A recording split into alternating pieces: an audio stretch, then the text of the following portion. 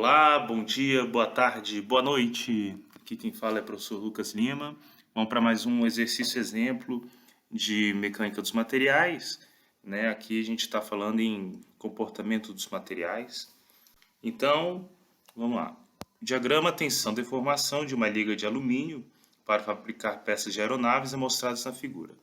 Supondo que um corpo de prova desse material seja tracionado com 600 megapascal, determinar a deformação permanente que ficará no corpo de prova quando a carga for removida. Calcular também o módulo de resiliência tanto antes quanto depois da aplicação da carga.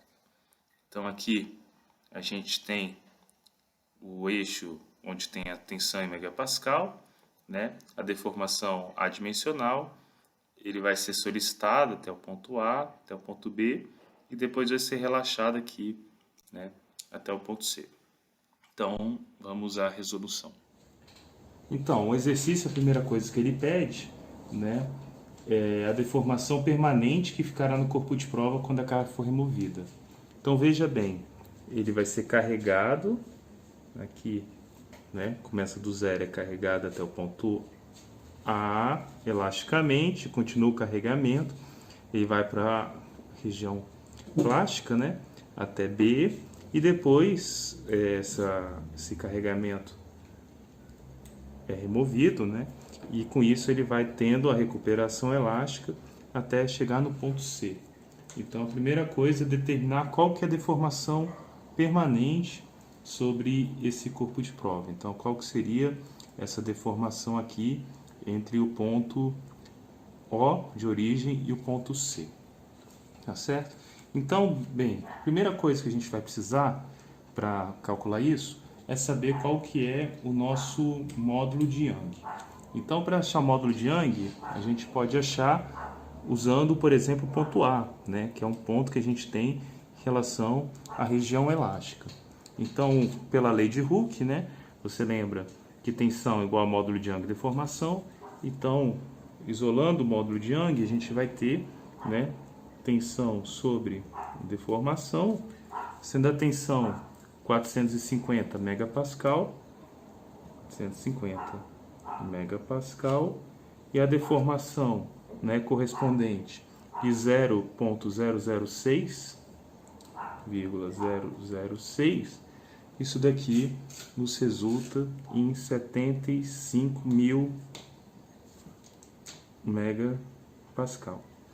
Ou também, né, você poderia escrever isso como 75 gigapascal, certo? Então, primeira coisa, a gente definiu o nosso módulo de Young. Lembrando que ele retorna, né, esse retorno aqui, ele é com a mesma inclinação que o módulo de Young. Então, para a gente achar, encontrar qual seria a deformação epsilon OC, veja bem, a gente tem a deformação total que ele alcança do ponto B. Se a gente encontrar, então, essa deformação aqui, epsilon CD, subtraída total, a gente acha o epsilon OC, certo? Então, bem, como é que a gente pode fazer isso? Veja que se a gente tem essa inclinação aqui, que é a mesma inclinação do módulo de Young, a gente tem essa altura daqui, que é 600 megapascal, então a gente consegue achar esse lado daqui, né? Então aqui a gente precisa saber apenas esse lado daqui. Veja que aqui ele comporta como se fosse, né, elasticamente, e vai ter essa deformação daqui. Então a gente vai poder usar a lei de Hooke também a partir do ponto C até esse ponto B, né? Então a gente sabe que nosso módulo de Young, que já foi calculado aqui anteriormente, vai ser igual à força, né, aplicada máxima, carga aplicada máxima, 600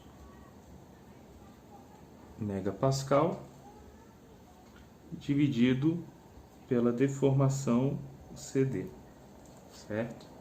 Então isso daqui vai ficar, bom, o módulo a gente já tem, a nossa deformação CD vai ser igual a 600 megapascal dividido por 75.000 megapascal. Isso daqui igual a 0,008, tá? Então, nossa deformação CD igual a 0,008, né? Então, para a gente achar qual que é a deformação OC vai ser a deformação, né, OD menos deformação CD. Então, deformação OD já é dada aqui, né? Vai ser no ponto B.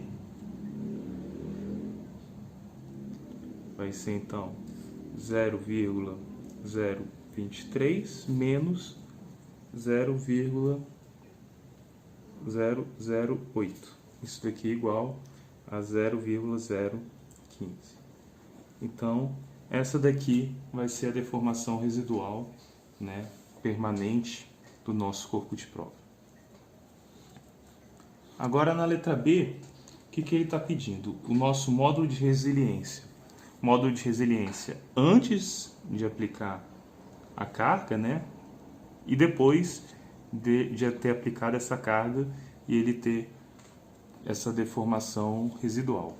Então, o módulo de resiliência, a gente vai ter um módulo de resiliência antes, lembrando que isso daqui vai ser 1/2 de sigma epsilon.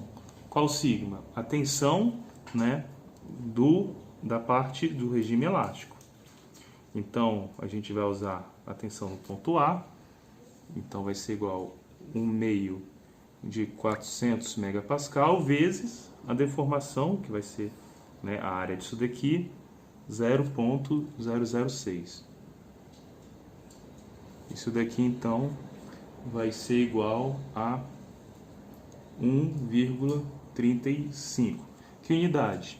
Veja que o 400, né, estava em megapascal, a deformação não é em megapascal, então eu poderia escrever em megapascal, né? Mas ao invés de escrever em megapascal, eu posso escrever em unidade de energia, que o módulo de resiliência normalmente é unidade de energia. Eu posso escrever então mega joule por metro ao cubo. Estranho esse mega joule por metro ao cubo, é a mesma coisa que megapascal, né? O mega a gente tem no outro, né? O pascal é o que?